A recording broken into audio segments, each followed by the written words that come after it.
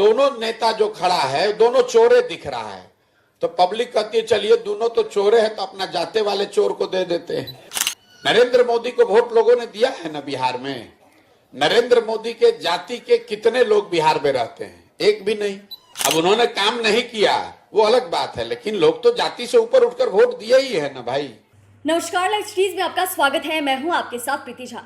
प्रशांत किशोर इन दिनों जनसुराज पद यात्रा पर निकले हुए हैं, लेकिन वो जहां कहीं भी जनसभा को संबोधित करते हैं तो महागठबंधन की सरकार हो या फिर बीजेपी की सरकार हो, उस पर जरूर अपनी ना कोई टिप्पणी करते रहते हैं। वहीं अब प्रशांत किशोर ने बिहार की जनता को लेकर बताया है कि यहाँ की जनता इतनी बेवकूफ नहीं है, यहाँ की जनता कुछ समझदार भी है जो जाति से ऊपर आकर लोगों को या फिर जो जनप्रतिनिधि हैं उन्हें वोट करती है।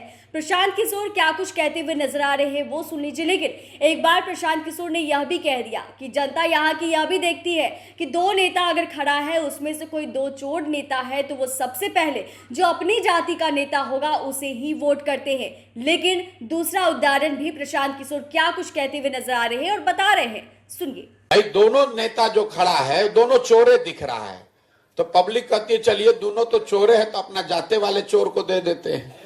लेकिन अगर उसमें कोई ईमानदार दिखेगा, अगर दोनों में कोई एक ईमानदार दिखेगा तो जनता इतनी बेवकूफ नहीं है।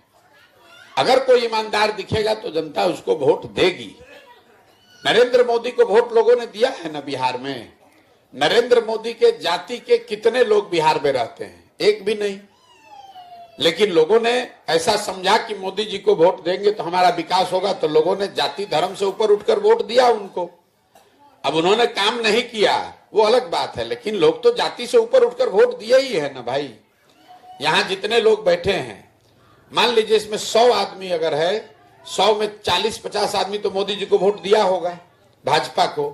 वो 40-50 आदमी मोदी जी के जाति का तो नहीं है। सिर्फ जाति की बात नहीं है। मैंने क्या बताया, जब दोनों लोग चोर दिखते हैं, दोनों गलत दिख रहे हैं, दोनों एक तरह के दिखते हैं, तब आदमी ये कहता है चलिए दोनों तो एक के जैसा है, अपना जात वाले को दो कम से कम। अगर एक आदमी अच्छा दिखेगा तो बिहार की जनता में वो समझ है, वो ताकत है, लोग आगे बढ़ेंगे, उसका सही चुनाव करेंगे। हर आदमी परेशान है। हम अभी 15 महीना से पैदल चल रहे हैं, तो कितना लोग कह रहा है भैया अपना घर परिवार छोड़कर ही 15 महीना से पैदल चल रहे हैं। लेकिन यहां पर बैठे हुए जितने लोग हैं, इनके परिवार के बच्चे तो 10-10, 15-15 बरिस से घर छोड़कर बाहर ही रह रहे हैं। कभी छठ में कोई शादी ब्याह घरे पड़ा तो 10 दिन 15 दिन के लिए आया। तो हमने 15 महीने से अपना घर छोड़ा है, तो आप हमको समझ रहे हैं कि हम बहुत महान आदमी हैं, साधु महात्मा हैं। आपका बच्चा 15-15 साल से बाहर रह रहा है। एक बार बच्चा यहाँ 20 वर्ष का हो गया, वो झोला लेकर चला गया मजदूरी करने। जब तक उसके शरीर में ताकत है उसको बाहर मजदूरी ही करना है।